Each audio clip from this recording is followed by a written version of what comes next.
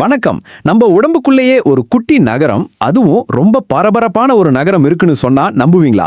வாங்க அந்த செல்லுலார் நகரத்துக்குள்ள ஒரு டூர் போயிட்டு வரலாம். நம்ம ஒவ்வொரு செல்லுக்குள்ளேயும் ஒரு முழு உலகமே இயங்கிட்டு இருக்கு. அதைத்தான் நாம இப்ப பார்க்க போறோம். இத பாருங்களேன், பார்க்கறதுக்கு ஒரு சிக்கலான நெட்வொர்க் மாதிரி தெரியுது இல்ல? ஆனா இதுதான் நம்ம உடம்புக்குள்ள இருக்கிற அந்த அதிசய உலகம். நம்ம கண்ணுக்கு தெரியாத ஆனா ரொம்பவே நேர்த்தியா ஒழுங்கமைக்கப்பட்ட ஒரு உலகம். சரி, நம்மளோட இந்த செல்லுலார் பெருநகரத்தோட சுற்றுலாவை ஆரம்பிக்கலாம். இங்க இருக்கிற ஒவ்வொரு பகுதியும் அதுக்குன்னு ஒதுக்கப்பட்ட வேலையை எப்படி கரெக்டா செய்யுதுன்னு பார்க்கலாமாங்க. இப்ப பாருங்க, எந்த ஒரு நகரத்துக்கும் ரோடு, ஃபேக்டரி, குடோன் இதெல்லாம் எவ்வளவு முக்கியம் இல்லையா? அதே மாதிரி தாங்க நம்ம செல்லுக்குள்ளேயும் எல்லாமே இருக்கு. செல்லுக்குள்ள இருக்கிற அந்த சின்ன சின்ன உறுப்புகளை ஆர்கனல்ஸ்னு சொல்லுவோம். அதுங்க வெறும் உதிரி பாகங்கள் கிடையாது.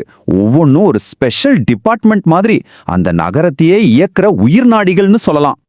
இப்ப நாம நேரா செல்லோட இண்டஸ்ட்ரியல் ஏரியாக்கு போறோம். இந்த நகரம் அதுக்கு தேவையான முக்கியமான பொருளான புரதத்தை, அதாவது புரோட்டீனை எப்படி உற்பத்தி பண்ணி மத்த இடங்களுக்கு அனுப்புதுன்னு பார்க்கலாம்.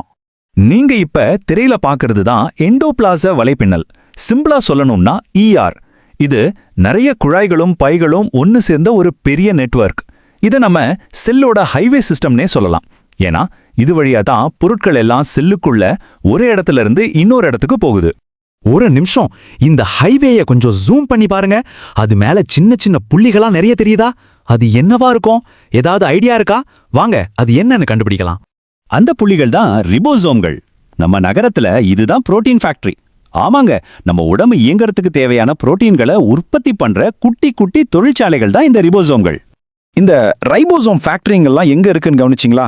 கரெக்டா அந்த ER ஹைவே மேலேயே இருக்கு. இதனால தான் ERோட இந்த பகுதியை சொரசொரப்பான எண்டோபிளாச வலைப்பின்னல், அதாவது ரஃப் ERன்னு சொல்றாங்க. யோசிச்சு பாருங்க, பொருளை உற்பத்தி பண்ணி உடனே டிரான்ஸ்போர்ட் பண்றதுக்கு இதை விட ஒரு சூப்பரான இடம் இருக்க முடியுமா?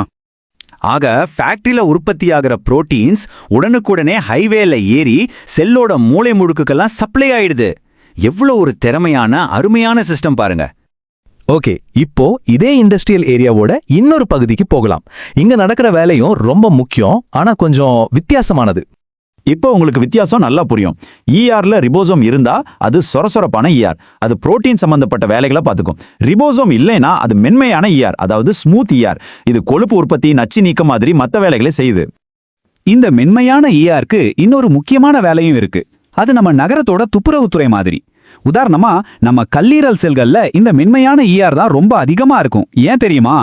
ஏன்னா நம்ம எடுத்துக்கிற மருந்து, உடம்பு கூட வர்ற விஷத்தன்மை கொண்ட பொருட்கள்னு எல்லாத்தையும் சுத்தம் பண்ற பெரிய வேலையை இதுதான் இழுத்து போட்டு செய்யுது. சுருக்கமா சொன்னா, நகரத்தை சுத்தமா பாதுகாப்பா வச்சுக்கிற ஒரு முக்கியமான பொறுப்பு இதுக்கு இருக்கு. அடுத்ததா நம்ம செல்லுலார் நகரத்தோட இன்னொரு முக்கியமான இடத்துக்கு போறோம். அதுதான் ஸ்டோரேஜ் மற்றும் லாஜிஸ்டிக்ஸ் சென்டர். இப்ப நாம பாக்குறது நுண்குமிழ், அதாவது வேக்யூல். இத செல்லோட ஒரு பிரம்மாண்டமான குடவுன் அல்லது வாட்டர் டேங்க்னு கூட சொல்லலாம். உணவு, தண்ணி, மத்த பொருட்கள்னு எல்லாத்தையும் இதுதான் சேமிச்சு வைக்குது. இதுக்கு பல வேலைகள் இருக்கு.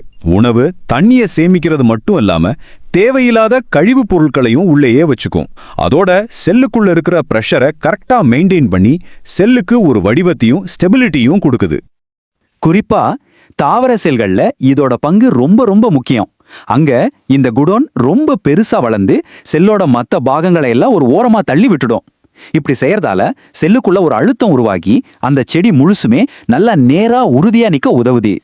சரி, நம்ம டூரோட கடைசி கட்டத்துக்கு வந்துட்டோம்.